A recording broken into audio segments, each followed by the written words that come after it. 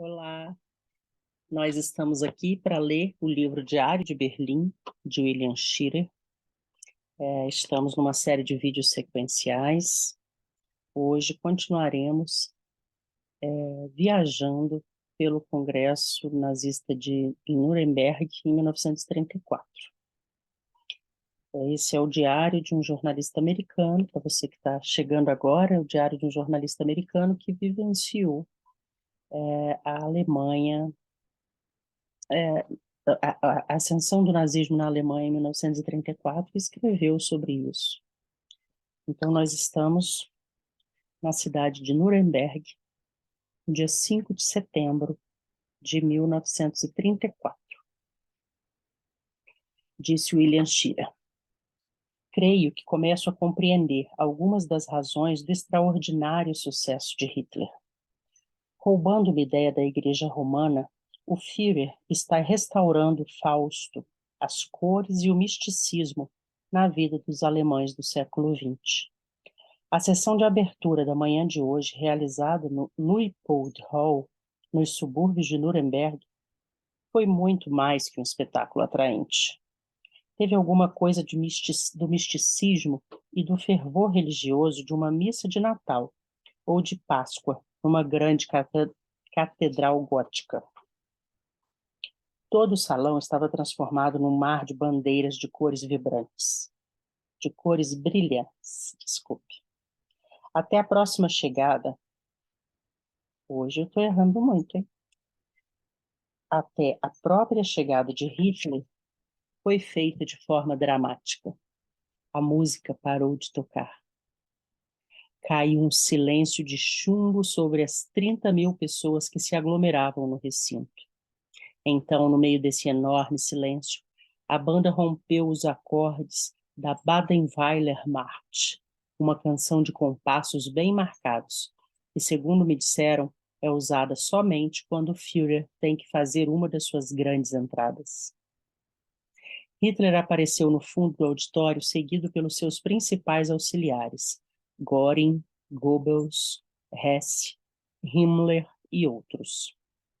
E desceu vagarosamente pela comprida passagem central, enquanto 30.000 braços se erguiam na saudação ritual. Disseram-me que se trata de uma particularidade do cerimonial que nunca deixa de ser observada. Em seguida, uma grande orquestra sinfônica executou a Ouverture do Egmont de Beethoven.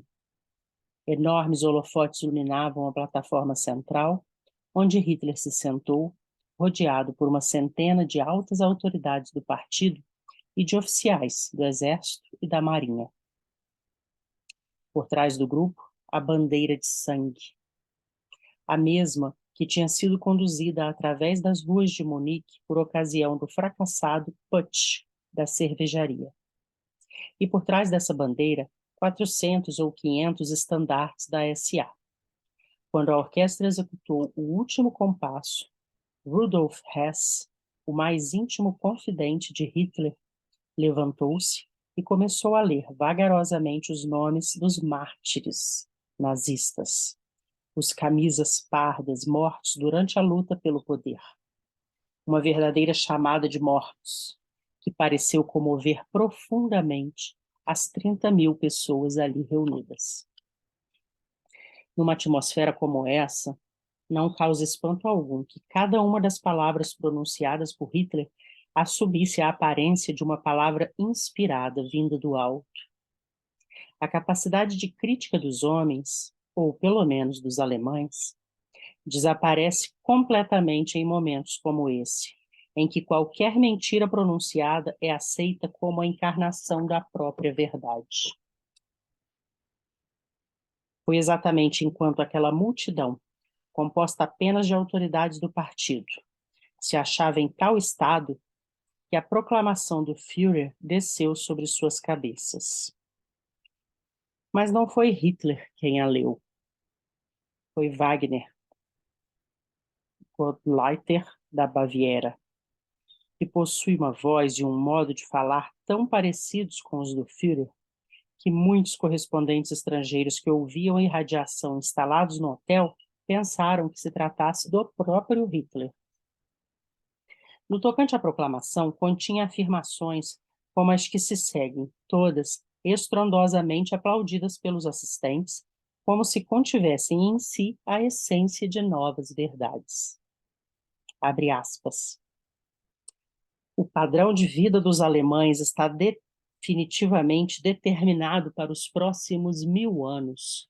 Para nós, encerrou-se finalmente o nervosismo do século XIX. Nestes próximos 1000 anos não haverá mais nenhuma revolução na Alemanha. Fecha aspas. Ou então, abre aspas. A Alemanha fez tudo o que estava ao seu alcance para garantir a paz mundial. Se um dia a guerra se abater novamente sobre a Europa, ela surgirá apenas como uma consequência do caos comunista. Fecha aspas. Mais tarde, perante os que assistiam a uma reunião da Kultur, Hitler acrescentava, abre aspas, somente pigmeus imbecis não podem compreender que a Alemanha tem sido um verdadeiro dique erguido contra as marés comunistas, capazes de afogar a Europa e sua cultura.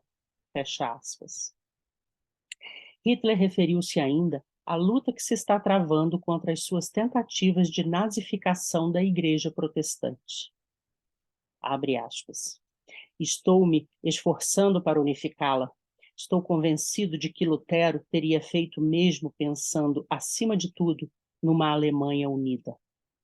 Fecha aspas. Nuremberg, 6 de setembro de 1934. Pela primeira vez, Hitler apresentou hoje publicamente o seu Arbeitsdienst. Desculpe, eu não... Arbeitsdienst. Preciso apurar a pronúncia. Corpo dos Serviços do Trabalho, que nada mais é que uma organização paramilitar perfeitamente treinada e composta de jovens fanáticos nazistas. Firmes sob o sol da manhã, que rebrilhava no aço dos seus instrumentos, 50.000 rapazes, dos quais os primeiros 1.000 se apresentavam com o busto inteiramente nu, levaram os milhares de espectadores ao máximo do entusiasmo, quando, sem que lhes fosse dado o menor sinal, romperam num passo de ganso executado com a maior perfeição. O passo de ganso sempre me pareceu uma exibição perfeitamente grosseira do ser humano reduzido ao seu estado de maior indignidade e estupidez. Mas, esta manhã, senti pela primeira vez de que forma ele consegue fazer vibrar uma das cordas mais íntimas da alma estranha do povo alemão. Espontaneamente, num arranco único, todos os espectadores se ergueram e aplaudiram calorosamente a exibição que apreciavam. Mas havia um ritual a ser seguido, até mesmo pelos rapazes do serviço do trabalho.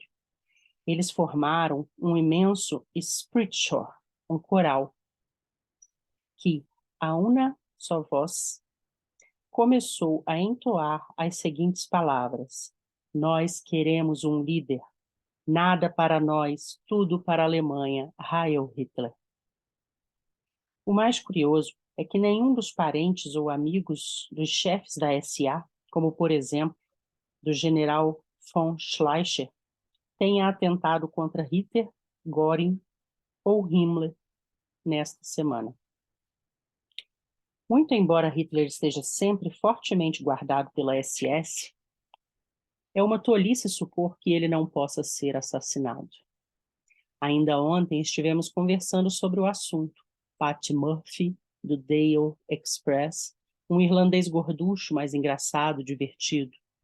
Christopher Holmes, da Reuters, que tem a aparência de um poeta, e talvez o seja. Nick e eu. Estávamos no quarto de Pat, observando a multidão que se acotovelava lá embaixo na rua. Hitler passava de automóvel entre o povo de regresso de alguma reunião. E todos nós concordamos em como seria fácil, para qualquer um que se postasse num quarto como aquele em que estávamos, atirar uma bomba sobre o seu automóvel, descer para a rua correndo e fugir, misturando-se à multidão. Mas a verdade é que até este momento não se registrou o menor sinal de qualquer tentativa nesse sentido, embora alguns chefes nazistas estejam ligeiramente apreensivos sobre o próximo domingo, quando o Führer deve passar em revista as formações da SA. Nuremberg, 7 de setembro. Esta noite tivemos outro grande espetáculo. 200.000 funcionários do partido reuniram-se na Zeppelin-Wiese, com as suas 21.000 bandeiras desfraldadas sob a luz dos refletores, parecendo uma floresta. Abre aspas, já somos fortes e ficaremos mais fortes ainda, fecha aspas, gritou Hitler por microfone, com a voz levada até os extremos do enorme campo por meio dos inúmeros alto-falantes distribuídos por toda parte. Ali, naquela noite cheia de luzes, comprimidos uns contra os outros como sardinhas numa grande formação em massa.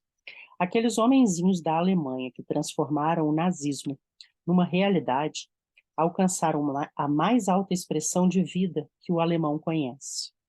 A comunhão das almas e dos pensamentos, juntamente com as responsabilidades pessoais, as dúvidas e os problemas, debaixo daquelas luzes místicas da noite, e ao som das palavras mágicas do austríaco que eles haviam associado tão intimamente ao povo germânico. Mais tarde, uma parte desses manifestantes, cerca de 15.000, conseguiu refazer-se desse ataque de misticismo o suficiente para realizar uma marche au flambeau pelas velhas ruas de Nuremberg, enquanto Hitler recebia a saudação que lhe prestaram defronte da estação ferroviária, fronteira ao nosso hotel. Von Papen chegou aqui hoje à noite, permanecendo de pé, sozinho no seu carro, logo atrás de Hitler. Sua primeira aparição em público, acho eu, depois que escapou por pouco de ser assassinado por Göring na célebre noite de 30 de junho. E a verdade é que ele não parecia muito satisfeito. Nuremberg, 9 de setembro. Pela primeira vez desde o seu sangrento expurgo, Hitler enfrentou hoje as formações da SA, as tropas de choque. No discurso que pronunciou para os 50.000 homens dessa organização que aqui se reuniram, Hitler os absolveu, entre aspas, da acusação de terem participado da revolta, também entre aspas, de Homme. Havia uma considerável tensão no estádio, e percebi que a guarda pessoal de Hitler, formada por homens da SS, estava formada em grande número à sua frente, separando-o completamente da enorme massa dos camisas pardas. Durante todo o tempo do desfile, ficamos pensando se um daqueles homens iria sacar da pistola e atirar, mas nenhum se atreveu a tanto. Victor Lutze, o sucessor de Homme no comando da SA, também falou. Tem uma voz áspera e desagradável, e, a meu ver, os rapazes da SA o receberam muito friamente. Hitler levou alguns dos correspondentes estrangeiros para almoçarem em sua companhia esta manhã, mas não fui convidado. Um comentário breve sobre essa passagem, ele falando aqui que absolveu os militares que eram comandados pelo Homme. Eu acho, não tenho certeza, vocês poderão me confirmar, que esse Homme tem um filme sobre a tentativa de traição dele, interpretado, se não me engano, pelo Tom Cruise. Ele era um comandante em África, tramou para assassinar o Hitler e não conseguiu e foi executado. E aqui, no trecho que eu li ontem, falava que teve uma noite lá em Berlim, em que vários parceiros foram executados, e o que se soube no início é que ao Homme foi dada a possibilidade de suicídio, mas depois ficou sabendo que não, que ele foi realmente executado. Eu estou com essa lembrança vaga aqui agora, posso estar cometendo um equívoco. Mas serve também para a gente lembrar que tem vários filmes que retratam essa época, né? E que eu vou abrir lá no Instagram, Diário de Berlim, uma caixinha para a gente indicar filmes que retratem este ano de 1934 especificamente. Filmes sobre a Alemanha, sobre esse universo que a gente está lendo, mas também outros que mostrem para a gente como era a vida em 1934, quais músicas ouviam, quais roupas usavam, enfim, para a gente entrar mais nessa vibe daquele tempo e, com isso, ter mais consciência de tudo que já passou de lá para cá, do quanto o mundo mudou nestes últimos 90 anos. Continua o congresso em Nuremberg agora, no dia 10 de setembro. Nuremberg, 10 de setembro de 1934. O exército teve hoje o seu dia, exibindo-se numa batalha simulada bastante realista nos terrenos do campo Zeppelin. É difícil exagerar o verdadeiro frenesi que se apoderou dos 300 mil espectadores alemães ao verem os seus soldados entrarem em ação. Ouviram depois o troar dos canhões e sentiram o cheiro da pólvora. Julgo que todos os americanos e ingleses, entre outros, que supuseram que o militarismo alemão era um simples produto dos Hohenzollerns, de Frederico o Grande a Guilherme II, cometeram um grande erro.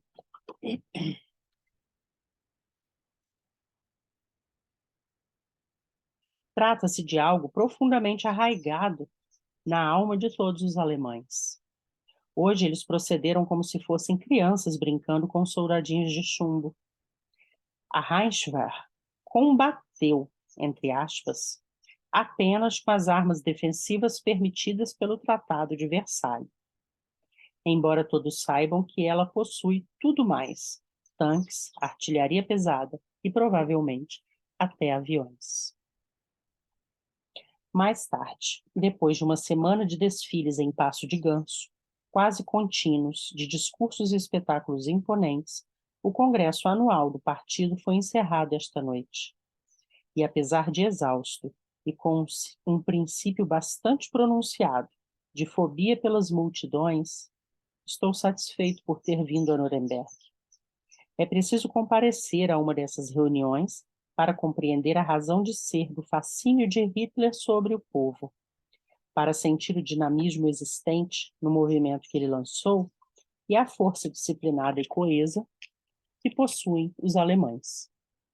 E agora, como Hitler declarou ainda ontem aos correspondentes estrangeiros, explicando-lhes a sua técnica pessoal, os 500 mil homens que aqui estiveram durante uma semana voltarão para as suas cidades e aldeias e passarão a pregar o novo evangelho nazista com um fanatismo renovado.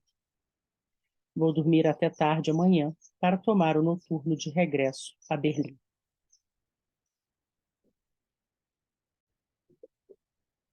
Bom, nós acabamos agora a descrição do Congresso de Nuremberg e eu fiz uma consulta aqui sobre o filme que eu falei há pouco com Tom Cruise e eu estava realmente equivocado. O filme se chama Operação Valquíria e o personagem traidor que o Tom Cruise interpreta se chama Klaus von Stauffenberg, e foi algo que aconteceu mais no futuro, já durante a guerra. Mas eu encontrei também um filme feito pelos próprios nazistas, por uma cineasta colaboradora do nazismo, sobre esse Congresso de Nuremberg de 1934, que eu acabei de descrever pelas palavras do William Shirer. O filme se chama O Triunfo da Vontade, e vocês podem procurá-lo no YouTube.